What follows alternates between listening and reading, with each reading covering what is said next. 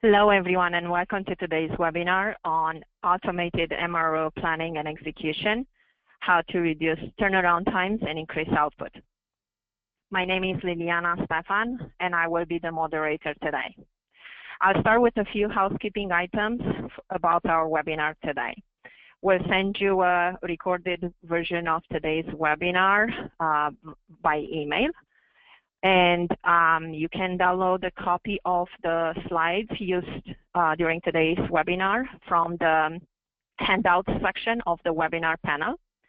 And we'll answer all your questions, and you can submit those at any time during the webinar. Just use the Q&A section in the control panel. At the end of the webinar, a very short survey will appear. We do appreciate the time spent completing the survey.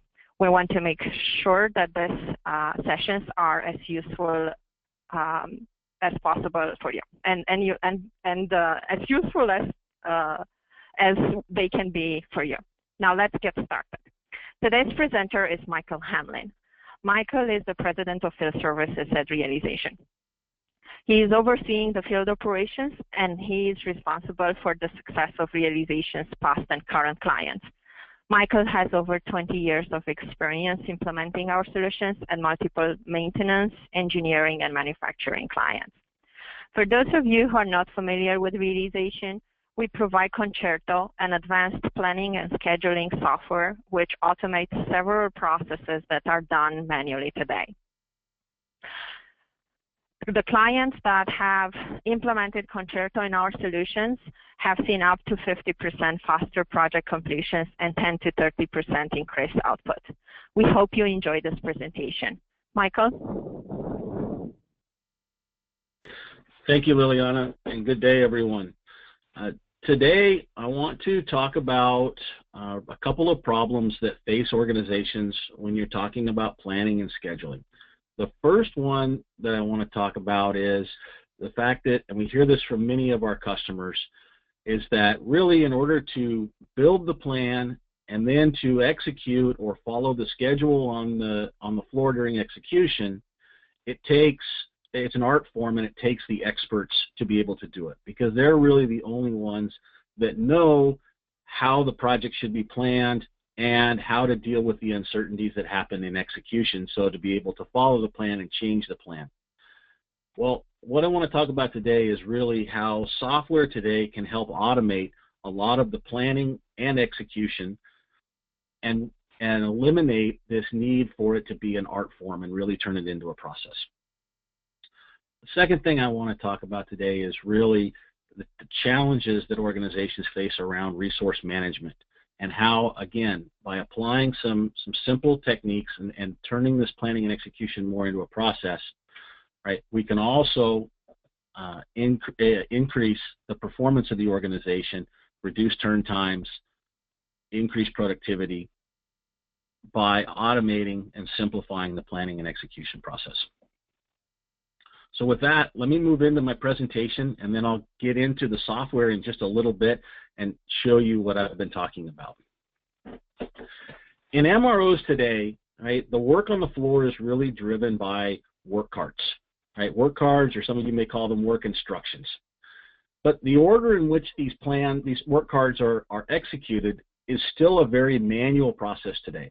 So there's a lot of options out there in terms of software to be able to manage these work cards.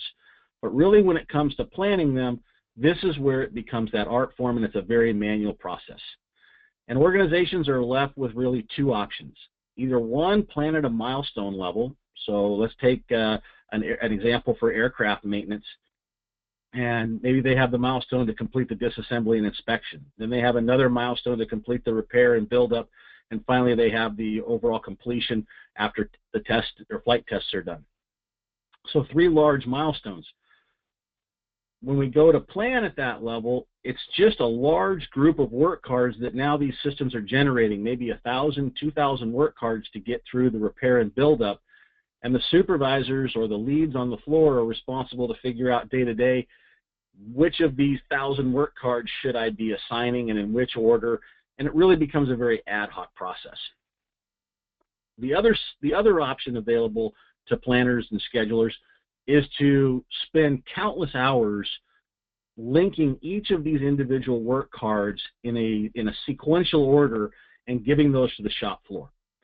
Well, the problem there is that as soon as we run into problems, whether it be corrosion, cracks, parts not available, information not available, specialists not available, right? All these uncertainties, as soon as we run into that, that project plan is no longer valid. The shop floor has to start changing it, and very quickly they're back in the planner's office saying, look, I can't follow this, you have to change this schedule. And now what we're getting to, again, is an ad hoc system with an additional burden on top of that, where the planners are rescheduling every single day based on what's actually happening on the floor. Soon we have a tracking system, we don't have a planning system anymore. Okay? So this idea of resource management, what needs to be done, when it needs to be done, and how do we automate this is really an unsolved problem in projects today.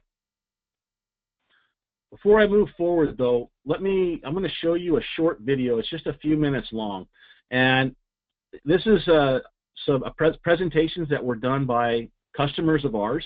The first one is going to be Warner Robins Air Force Base, and they're going to talk about the results that they achieved. In each of these cases, these organizations are going to talk about the results they were able to achieve by applying the Concerto software and the techniques that we're going to talk about later. So first one is going to be Warner Robins. That'll be followed up by TAP Airlines out of Portugal, the Army Fleet Support, which is a helicopter maintenance facility, and then Delta Airlines, a large operator of aircraft. So just a few minutes here, I'll let you listen to this video, watch this video, and then I'll come back to you.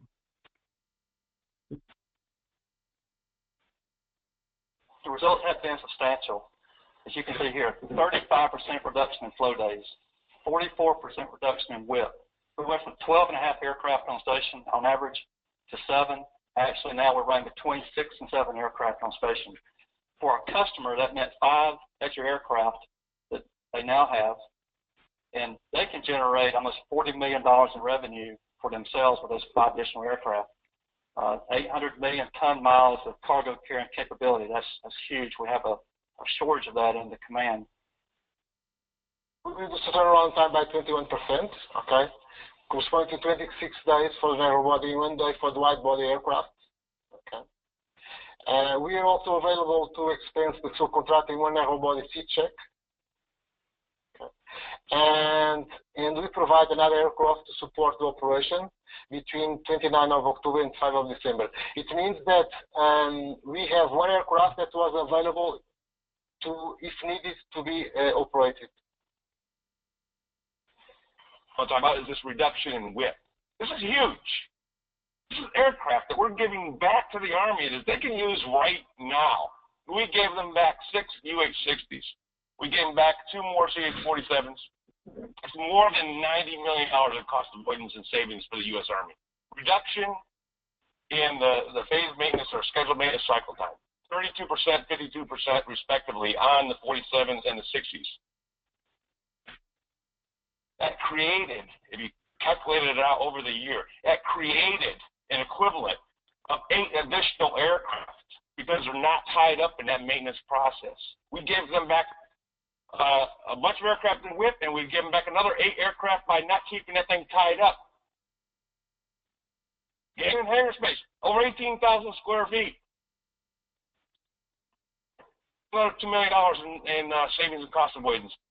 So if you look at, again, this was a July snapshot of 2010 and a July snapshot of 2011. And you can look at, in the 2010 performance, we did about 25,000 hours of C-check maintenance with 164 resources. This year, we did about almost 31,000 hours of maintenance with fewer resources, 151. If you look at the on-time delivery, we only completed 1 of 7 visits last year on time. This time, we completed 6 of 9. And I'll tell you, things are going to come up. Non-routine things are going to come up that drive the visit out, and you're going to struggle to make it. But we think we can still get it better. We think we can get a lot closer to 9 out of 9 than 6 out of 9. And then you look at the average lateness. Last year we were 5.4 days late on average. This year only 3 days late on average. So a tremendous improvement. All right. So that's just a little bit of the results that our customers have been able to achieve. Right? Throughout the presentation today, I'm going to focus on one central idea, and this is really why in planning and execution this automation is very important. Right? The central idea that we're going to talk about is that local optimization hurts the global performance. Right? What do I mean by that? Well, whether we're planning or whether we're executing, right, we're trying to do this work that needs to be done in these maintenance projects with different resources, different skill sets that are really being managed oftentimes by different managers or different pools in each one of these. So if I take an aircraft as an example, I have mechanics, I have inspectors, I have sheet metal, I have electricians, right? The list goes on, I have cleaners. Every one of these are being managed or operated by different individuals, and the one thing they have in common though is they're always trying to make sure that people are as efficient as possible, right? We're making sure they have enough workload. So I'm keeping this in mind when I'm building my plans, when I'm assigning work. It's not always about what is the best thing or how do I get the work done on the aircraft as quickly as possible, but it resorts to how do I keep people efficient. But at the same time, the global goal really can be in conflict with this because I'm looking at how do I keep my costs under control on every aircraft? How do I get the most aircraft out the door? How do I do it as quickly as possible, right? So if you think about that one in particular with being as quick as possible means that when the aircraft needs somebody to work on it, they need to be there. They can't be off working on something else. Well, if they need to be there, they might have to be idle for a little bit of time. And so these two can work in conflict with each other. And once that idea starts coming into planning and the execution, right, it can be very hard to drive speed and better performance into the organization. Let me give you an example of this. Very simple. I have 3 projects. Maybe this is 3 aircraft that need to be done. The blue activity is the disassembly and inspection. And if I take all of my blue resources and I put them on just one aircraft, right, so just one of these streams, then I can get that done in 6 days. The next is my repair and build-up or repair and assembly. If I put all of my red resources on just one of these, I can get it done in 10 days. And then finally my test, if I put all my gold resources on those, I can get it done in 4 days. Okay? If I really look into this, though, when I do that, I don't keep everybody busy every minute of the day. Okay? Actually, if I was to be focused on this efficiency or this local optimization, what I find is that by having all 3 of the disassembly and inspections going on at the same time, I can actually get all 3 of them done in 15 days. Right? So in that first example, if I did one disassembly and inspection and the next one, then the next one it would be 18 days. But if I do them all at the same time and I split those blue resources across the aircraft and really focus on keeping them busy, right, now I get it done in 15 days. Same for the repair and build up, 25 days instead of 30 days, and 10 days for the test instead of 12 days. So I can gain some efficiency in there. But now you'll notice that all my aircraft take 50 days to get done.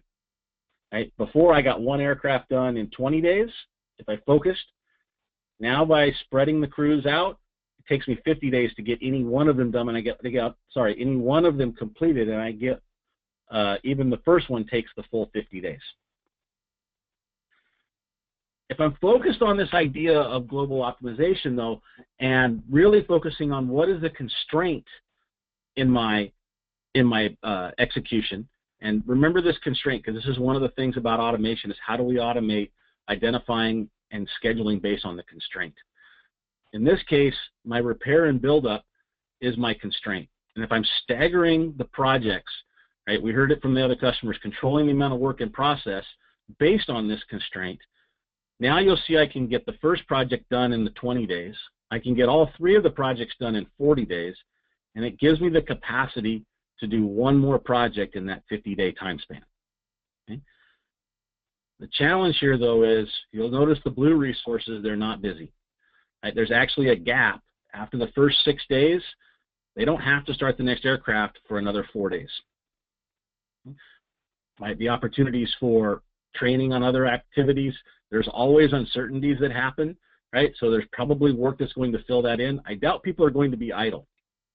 But the idea here is that focusing and building plans and execution plans on the local optimization loses us that opportunity to get more speed and more throughput.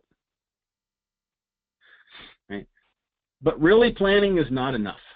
Right? And this is where software comes into play. Right? There's a lot of uncertainties that happen out there. We've already talked about it, from rework to information not being available, things just taking longer than we planned. Of course, there's non-routine work, especially when we're talking about maintenance. There's a lot of non-routine work that happens. Right? So Concerto itself, and I'm going to move into the software here now, but the Concerto software itself is based around three solutions. The first one is at the single project planning level. And what we have developed is a two-tier planning model. And I'll go to a slide here in just a second. I'll talk about it, and then I'll show you that in the software. Through this two-tier planning model, we're able to automate and optimize the resource management and automate this planning activity so that we're not having to plan exactly when every task needs to be done, but we can also minimize the burden on planners and schedulers for having to build these very detailed plans. In the multi-project planning, now we're looking at what is that constraint in the organization and quickly identifying when can we start and finish projects, staggering them based on that constraint. And then finally in execution, right, we're using the actual completions and actual work being done during execution to set the priorities. So we've automated what activities should be done based on the uncertainties that are happening day to day. Take just a second and talk about this two-tier task, because this is kind of an important thing. I talked about before, we either can plan at the milestone level, and then we have a whole group of work cards during that milestone that supervisors have to figure out when to do, or we try to plan at that detailed work card level. But really, when we sit down and we talk with the planners and we talk with the crews that are working on the projects day to day, we find that when we talk with them, there's an intermediate level of work that they really plan around. And this is what we call the work scope, or we're calling it the Tier 1 task. Right? It's really a scope of work that needs to be completed together. And the idea is that we want to have everything focused so that we can finish that work as quickly as possible.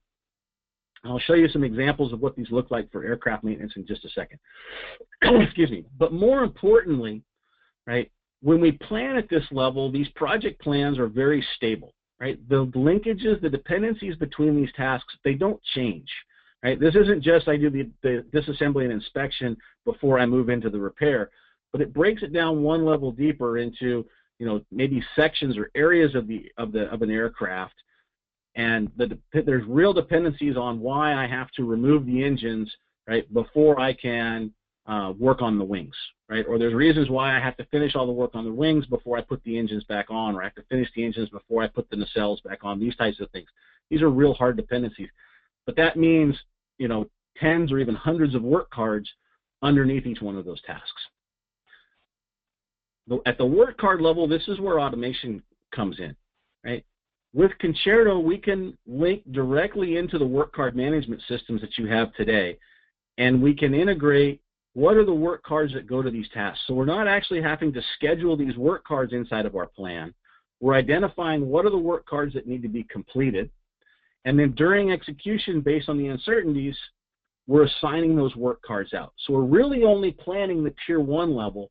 These work card levels, this is automatically generated through your work card management system. And I'll show you that in just a minute. So let me move into the software, and we'll talk about the planning, and then we'll come back and we'll talk a little bit more about the execution itself. So this is an example plan for an aircraft.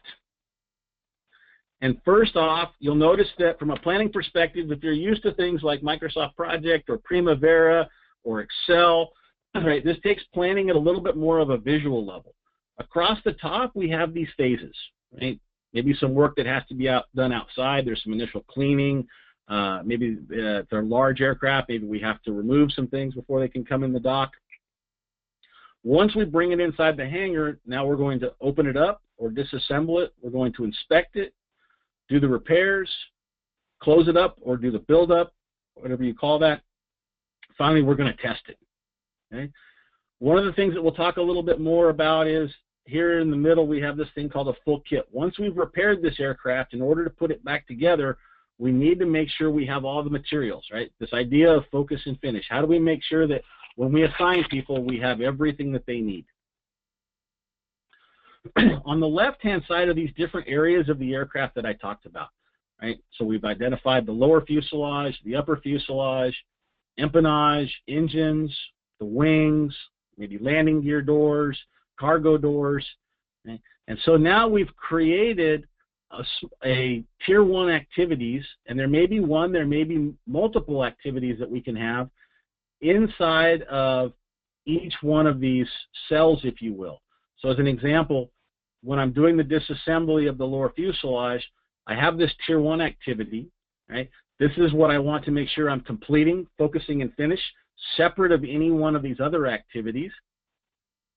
And underneath this, right, now I'm automatically linking. These are the standard work cards that are in systems today. I'm linking to those systems, and I'm automatically generating this list of work cards that need to be completed. And from this list of work cards, I can automatically see how many resources I need to be able to execute this scope of work and how long it should take. Right? So from a planner, right, I'm no longer having to manage all these individual work cards. I'm also not having to build a detailed schedule for them.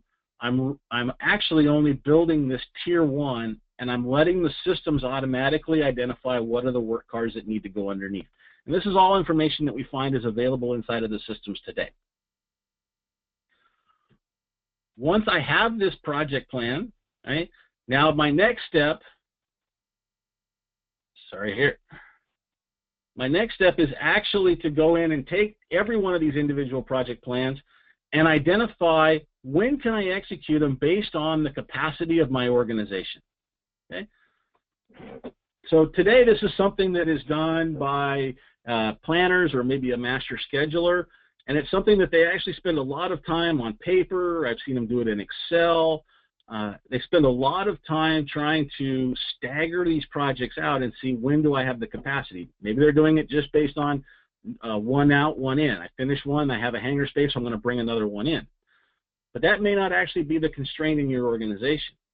Okay? Concerto can actually help us identify what is that constraint. And in this case, right, we've said that our constraint here is the ability to do these certain types of repairs on, or this certain work on the commercial aircraft, and we can only do 4 of those at a time. That's all we have the capacity for. So if I want to bring new aircraft in, right, that's what I just did, this Delta 8 and Delta 9, I brought these up as new projects. I can quickly look and see when can I commit this to my customer, keeping in mind that I have this constraint and I have to stagger it out. Right? So the system automatically generates this schedule for me based on the capacity of my organization. Okay? So now I've planned my individual projects and identified what are the high-level activities or work scopes that I want to do, what resources are required to get it done, and now I'm able to take that information and see really when can I commit to get that done. Okay? This may very well be different than when the operation is expecting to bring you the aircraft.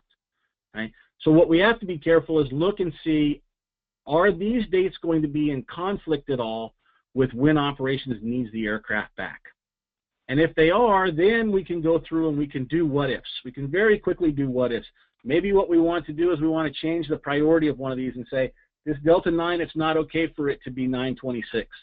I actually need to move it up as a higher priority and see if I can get it done sooner. Right? So if I bring it as a higher priority, it's going to give me a different date to try to get it done. This is swap these 2 aircraft at 913. Right? It's very quick and easy. It's an automatic process to be able to do these what-if scenarios and see when I can get things done. Okay? Once I have this plan, now I want to move into execution. So let me go back to my presentation very quickly, and I want to talk about a couple of things in execution before I show you that side of the software. What we found is that there's really 3 key enablers for execution. The first one, we've really already talked about this, is that schedules have to be flexible. Okay? Non-routine work, we need to be able to bring it in without replanning. Okay? You saw that in the plans, we've created these top tier, tier 1 activities, and they really don't change. Right? What we get is we get more work cards. So as we create these work cards, they can automatically, again, be fed into these tier 1 tasks. And it may change the number of resources that we need. It may change the duration of it. But I don't have to go back in and spend time replanning my network just because I get non-routine cards. They should fit right into these tier 1 activities. At the same time, supervisors need flexibility in their daily schedules, right? If I pick an order for the work cards, it's not going to be the same order for every aircraft because things are going to come up, whether it's parts not available, whether it's additional corrosion, and now maybe I need engineering to come take a look at it. Something's going to change the order of it, and it's okay. There's really not that hard dependency in there.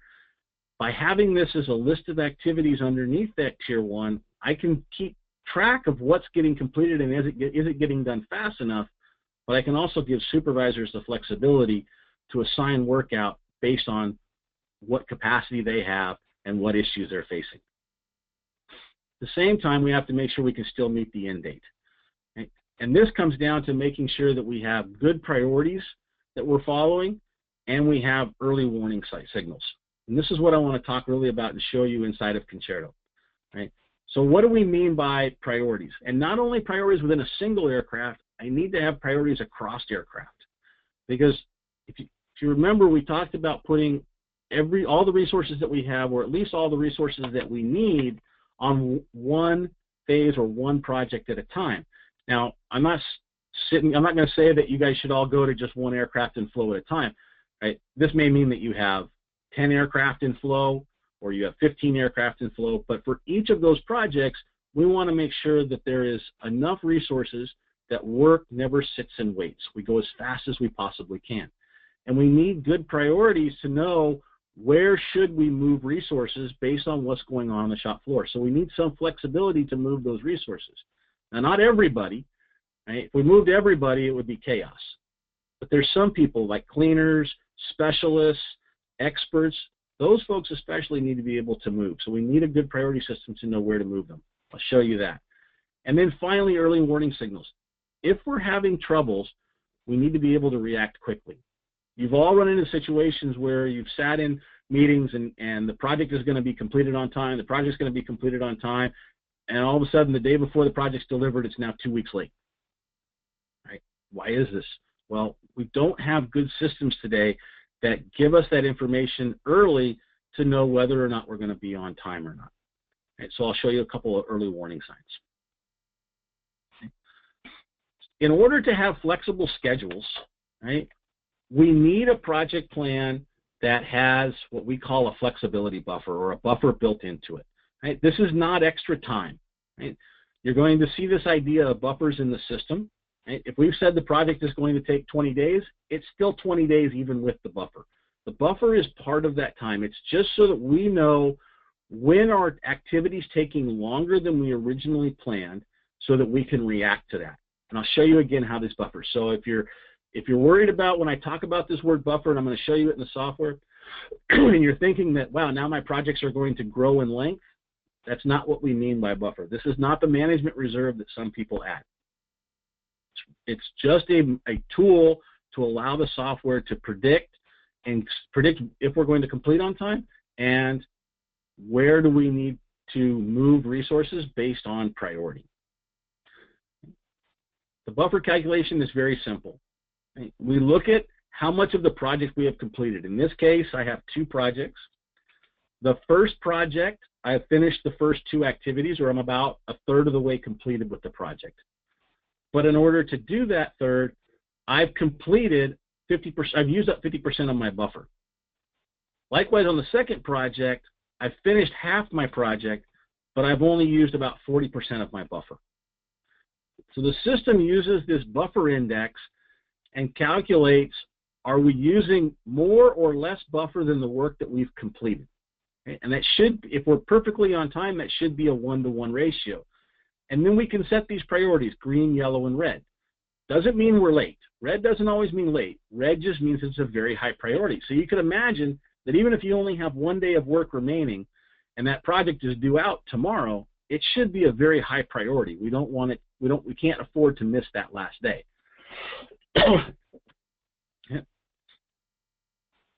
So let me move into execution and show you how we generate that flexibility and assigning resources based on the buffer signals and what's actually happening in execution today.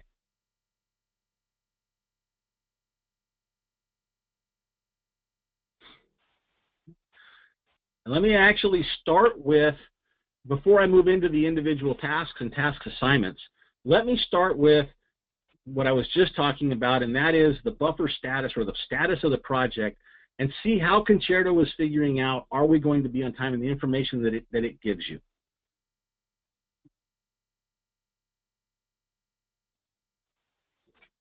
I think I got logged out. Oh, there we go.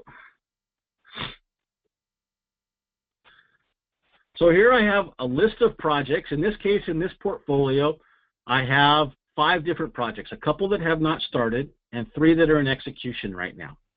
Okay. This FedEx number 1, it's currently in the red just a little bit. FedEx number 2 is more in the red, so we haven't finished as much, but we've used even more buffer. And finally, this FedEx 3 that's sitting in the yellow. You can see for FedEx 1 here, I'm actually tracking what has happened to this project. So for a while, the project was doing very well. When I got here to trying to do the disassembly or the open up of these 800 doors, you'll notice that my project shot straight up. So something happened. I didn't have the resources available. I didn't have the tools that I needed. Maybe I needed some inspectors. The inspectors weren't available. I actually consumed a lot of buffer. So you can see through time what's been happening. Where am I losing buffer and where am I regaining this buffer? And the priority is changing from yellow to red as things are taking longer than I originally had planned for them to take. Based on where we are today, though, for this project, I know what the due date of this project is, and based on the remaining work, I can calculate a projected date. Now, this is telling me that I'm projected to be just 1 day late. If I want to recover that, Concerto is also telling me what is the current task that's causing this 1 day of delay, and I can go in and look and see what is the chain of activities. And again, these are those tier 1 tasks. What is that chain of activity to get to the end of the project? So if I want to reduce this by 1 day, I can go look at this chain and start to make decisions on, well, what do I need to do? Is it overtime? Is it different resources? Is it more resources? How do I take 1 more day out of this chain of events? Okay. So we're trying to give early warning signs and automate some of the decision process to make it much quicker to react and get back on track. So I'll move now into the task management side. So just wanted you to see where this idea comes from of the colors itself. Okay. And, first I'll move into that tier 1 task that we talked about, right? So this is right out of that project plan that we looked before. So we have, in this case, that 400 engines in the cell sections, right? We have an actual task to do the close up of that. If I want to be able to close it, you can see I need a set of resources. This is all the resources that I need to do that. And underneath that, I can see all the work cards. Now, this may be the original set of work cards. This also may include any new non-routines. Again, this would automatically be generated from your current work card management system. If you're using things like AMOS or, Fleet Cycle, Quantum MX, all these different applications, we would automatically link this information in so we know what are the work cards that need to be completed. For a supervisor, right, they're actually, when they log in, they're going to go in and they're going to see what are all these work cards that I need to do. We break those into 2 categories. One, what is it that I'm working on today? and what is the backlog of activities that I need to assign out to people. Okay? So the things that I have today, they should already be assigned, and I can see that these little blue bubble, right? They have names in them. For the work that hasn't started yet, some of it hasn't been assigned. I can click on this and I can assign this to people, right? Now, I don't want to open up the entire organization to each individual supervisor. So based on your organization, Concerto can filter this list, right, by what skill is needed for that work card. So we'll only show people that have that skill or qualification. We can also integrate with the HR systems, right, and see, are they going to be at work today or tomorrow? Are they available to assign? And then finally, we can also filter out for how much work do they already have assigned to them. Oftentimes, we go into organizations and we see that some people might have 30 or 40 hours of work assigned to them, and other people might only have 4 or 5 hours of work. So we can set some limits and say once somebody already has 10 hours or 12 hours of work assigned to them, they don't show up on the list any longer. Now you may be thinking that, well, maybe I want to give these people 4 or 5 or 6 days of work. Well, think about this idea of focus and finish. If I'm giving them 4 or 5 days of work, every time they run into problem, we're right back to that local optima. Our objective is no longer to focus on it and get it finished. Our objective now becomes, what's the next thing that I can grab so that I can stay busy? And that problem, it gets left behind, right? Nobody's focused on that, and soon that problem just continues to sit there and not get resolved. Okay, so it's a little bit of a trade-off of how much work do you want to give people, making sure that we're still approaching this from that focus and finish. As work is assigned, now the individuals, right? So let's say that I assign this work. Let's say that I assign this work to Felix. Felix can log into the system, and it will automatically give him a list of all of the work cards that are assigned to him for that day or in the backlog as well, right? And we can actually add to the system where they can click on any of these work cards. I'm not linked to a server with this one, but I can click on these work cards and I can bring up the work instruction, right? So they don't have to go and get a printed piece of paper.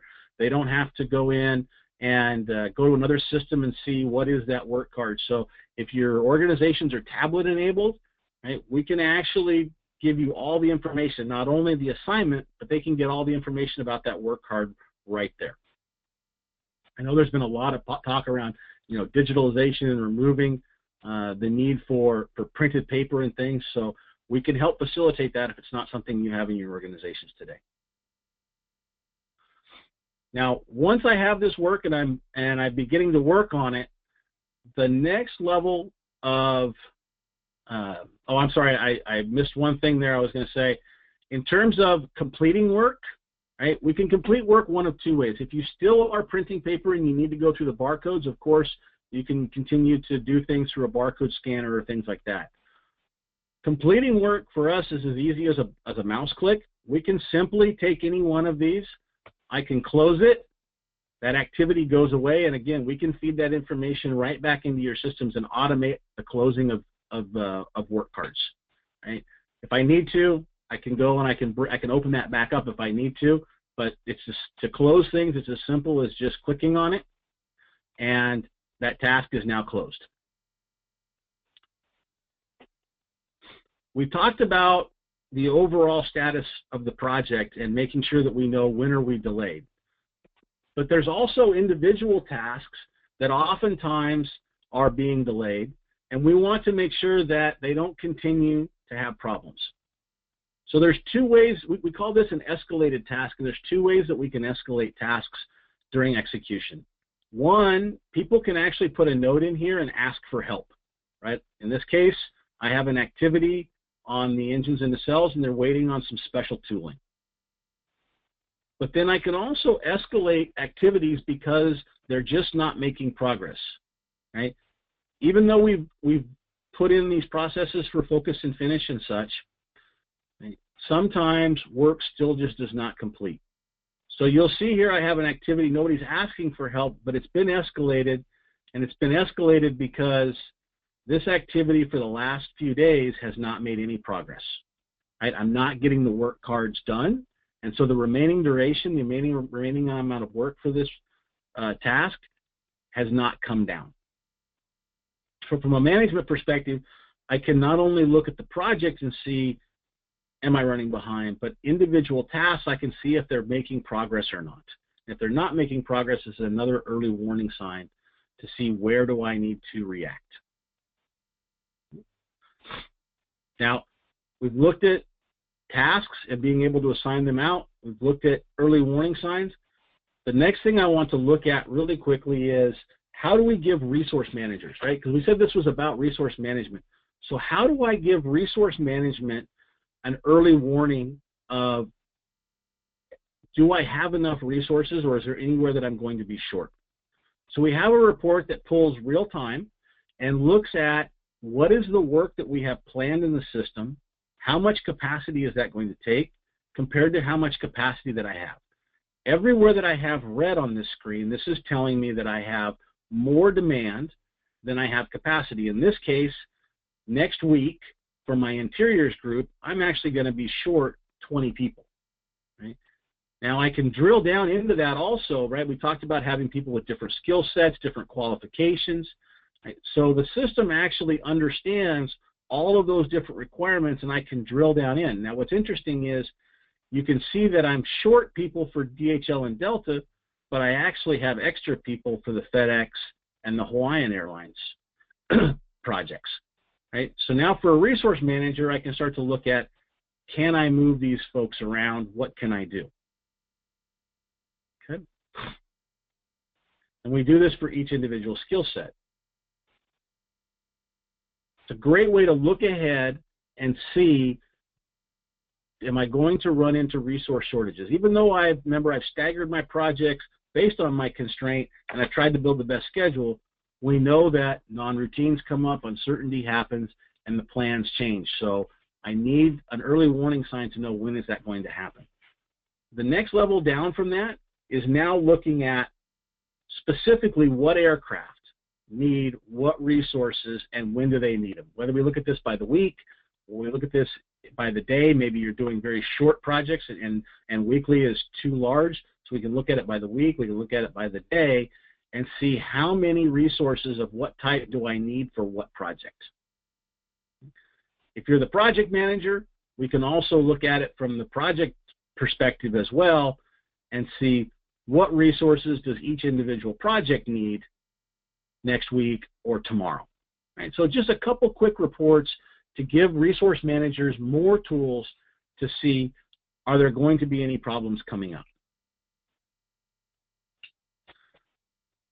For those of you that are, really running the operations at an executive level, you're overseeing everything. We roll all of these reports up into a one-page dashboard that quickly shows you. Now I'm only pulling up the one portfolio we've been talking about. It quickly shows you each of those aircraft, and I can put my mouse over and see what that project is. It's showing me what projects are in the red and whether or not they are delayed. The other nice thing is it's telling managers very quickly, is this delay getting worse or is it getting better, right? If I'm getting better, I probably can leave it alone. I don't need to spend my capacity on the ones that are getting better, but I do need to be asking questions about the ones that are delayed and getting worse. Okay. Preparation, we didn't talk a lot about preparation, but if I'm having any problems preparing, getting parts, getting tools, getting resources, this is what we call full kitting. Right? So this is telling me, are there any aircraft that are being delayed by this preparation? And then finally, right, that stuck task. Do I have any aircraft or any resource skill sets that are currently having tasks that are stuck? Okay. Just a very quick report, and any one of these I can drill down into and I can see those other screens that I showed you already. But for management or for the operations review level, it's a very quick one-pager. If there's other reports that you like to look at around cost or things like this and you generate them from other systems, instead of having to go and log into those systems, we can recreate those reports in this one-page dashboard as well. That's why we have some free space in here. So you're not limited to just the reports that we produce. There's other ones that you want to see, we can recreate them inside of our system. And again, it's all about using the power of automation to do things simpler and quicker. Just a couple things I want to go back to in the presentation, and then I'll answer your questions. Right? So we've talked really about Concerto integrating and automating a lot of these planning and scheduling as well as execution activities that you do today. Okay. So Liliana, I want to turn it back over to you. I know you have a poll that you'd like to take regarding this next steps if anybody's interested, and then I'll open it up and you can please facilitate the questions. Thank you, Michael. So for today's webinar, we have two special offers. One is a one-on-one discussion with an expert, and one is a customized software demo for your team with your information. We'll now run a quick poll with these two offers. Each question has a yes or no, and you can answer both questions independent of each other. So now the first question, and I'll give you a few more seconds.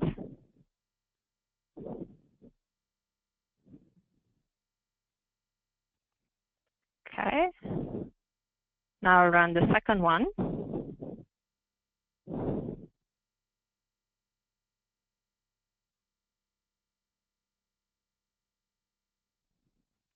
And I'll close this one. Thank you. Okay, now we're going to begin answering the questions that you submitted during today's presentation. As a reminder, you can still type them through the questions pane in your attendee control panel. So let's go to the first question. I think we've answered one of them, but I will start with the first one that was submitted earlier in the webinar. I would like to know how is the control of finished tasks? How the work data is updated to the scheduling program. I think I'm guessing I read that correctly. Michael? Yeah, very good. Let me go back into the software very quickly here, and I'll go back into that task management. Okay. So typically actually I'll bring up the work cards. Typically at that work card level, right, these are very short activities. Oftentimes they're hours, sometimes they might span greater than a day. Of course there might be tens or even hundreds of man hours on these work cards, but oftentimes those are multiple people, multiple skills working on them. The duration of them is usually a day or less. Sometimes it might be more than a day. Okay? So the completion of those, whether you're completing them in Concerto or whether you're completing them inside of your current work card management system, right, the two systems will communicate back and forth on what is open and what is closed. That's at the work card level. At that rolled up tier 1 level, and I'll go back to that really quickly. Okay. Based on what work cards are remaining, right, and how those work cards need to be performed. Now, some of them might have dependencies. Some of them might just be a matter of, I only have so much capacity, so I can only do so many of these at a time. That's like a whip control. But based on the rules that you're putting in place, we're actually suggesting or telling you what the rolled up duration of that is. Now, you know, right now this is a matter of somebody going in and actually changing this manually, because even the rolled up might not be what's really going on. Or if need be, what is remaining can automatically roll up to the higher level duration. If that is something that needs to be done, we can create that as a more automated. Our recommendation is that it's a manual. It's good to have some management interaction with it. So I hope I answered your question there. At the work card level, these are usually short enough that really we just want to know what's in work and what is completed. At the higher level work scope, that focus and finish level, there we want to keep up with what is the remaining duration. And it's based on how much work is remaining at the work card levels. Okay. Thank you, Michael. The next question is it an online updating system? Great. Great. Thank you very much for that. I'll go back in here. The answer very clearly is yes. Concerto is a web-based application. Can be hosted via the cloud, or you can host it in your own location, but it's 100% web-based. I've been doing this through Internet Explorer the whole time, linked just to a database. So anyone in your organization can have login. Each individual can have different login permissions, right? So it's very customizable what screens they see. When they log into the system, right, you're seeing an admin level for me so that I can move smoothly from tab to tab. Typically, they go directly to the information that is pertinent to them. They're a supervisor. They're going to see this task management screen and directly there. It's going to filter for just their work. Each individual can go and log in. You can have as many logins as you need. And they're directly updating, doing all of this, the project planning, updating everything directly on the web. Okay, the next question is it possible to extend the planning, scheduling, and control of the tasks beyond to accessories shop from each aircraft in my MRO? Read that again just so I caught it, Liliana, please. So is it possible to extend the planning, scheduling, and control of the tasks to accessories shops, so I'm guessing back shops, from each aircraft in my MRO? Very, very good. So the answer is yes. Typically what we've done with customers is, I'll give you an example where the U.S. Navy does this. They have a wing shop, so they pull wings off of a certain type of aircraft. They have a wing shop where the wings have to go in parallel. During this repair, really it's during this repair time, right, there is actually another work scope given here for the wing shops. This is one example. They have other parts they do well. The Air Force has some as well. But in parallel, we create another work scope, and it's still part of the project plan. It's a different set of supervisors or a different set of leads updating that information. So yes, it doesn't have to be just what's going on in the hangar. If you have side shop or repair shops that are doing work, Concerto can track that work as well, but still keep it all tied into the overall program and tie it back in to see if those side shops are going to cause a delay. Okay. The next question is, many advantages that were illustrated are enabled because the steps are the same for each project. How does this work for a mixed bag of different types of projects with completely different phases? Very good. So I gave you an example here of one, just one template or one project plan. Each project plan can be unique, down to the phases and down to the tasks. What the task is or what the phases are do not have to be the same from project to project. If you have, I'm going to assume here that you have shared resources. In other words, the type of resources, if we're talking about inspectors or we're talking about sheet metal mechanics, they're needed, maybe not the same person, maybe not Tim or Tom, but you need sheet metal mechanics on each one of those projects.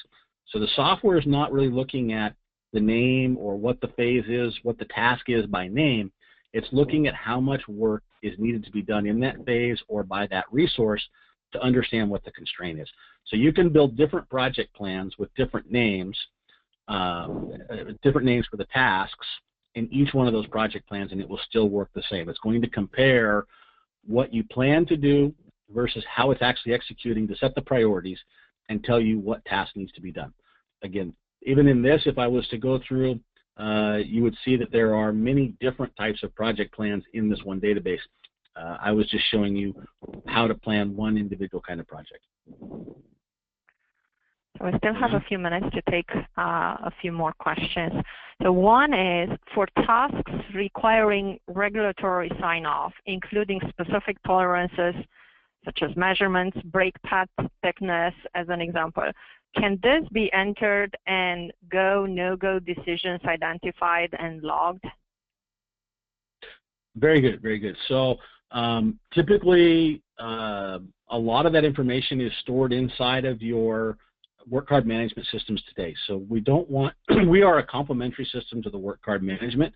You can actually enter that information through Concerto, and we can have Concerto push that information. We would recommend that we don't become the system of record because you have this in your work card management. If you don't have it today, it's something that we can add. We have our own team of in-house developers, and we develop Concerto ourselves. We do it all in-house. So being able to integrate with your systems, being able to add this kind of functionality is something that we can definitely do. What we do with customers today is typically continue to house the information in their work card management, like Amos, like Quantum MX, or something like that. But instead of having to log into those systems, we use Concerto, we use the interface here to push that information so that they can do everything in one location. Again, that idea of automation. Automation is not log into 14 different systems to put in 14 pieces of information. So the short answer to your question is we can definitely do that through Concerto, but again, we would probably store it actually in your work card management system today. Thanks, Michael. The next question, how is the communication with airlines operations system organized? What data is being transferred in each direction? Great question, right? So typically, I talked a little bit about preparation. So the first thing that we communicate from the operations is what does this aircraft need when it's coming in? So we're looking at, if it was more of a line maintenance, we might be looking at MELs. For the base maintenance, right, of course, we're looking at logbooks, complaints, vibrations, write-ups, all of these kinds of things, right, to know what is the work that maybe needs to be completed. We're also communicating from a preparation standpoint with your MRP systems that may be at an operations level, it may be at a separate group of supply chain. So we're integrating and communicating what are the parts, what are those 100% replacement parts, and that's kind of a two-way, right? One is what do we need based on inspections, we're pushing that back out. Two is when are we going to get those parts, so we're pulling that information back in from the MRP. Finally, back to operations, what we can push back to operations is when do we have a slot available for that next aircraft, right? You know, and really what we're talking about that slot is when can we give it back? What is the projection of when you can get it back? Instead of only hearing that you're, you know, the last few days, you're getting a progress in the last few days, that can be automated, tied into the operations system, and they can see real time what is the status of that aircraft. So it's not just for your operations, but if you're a third party and you're pushing information to your customers, one of the things that we push quite often is what is that projected date.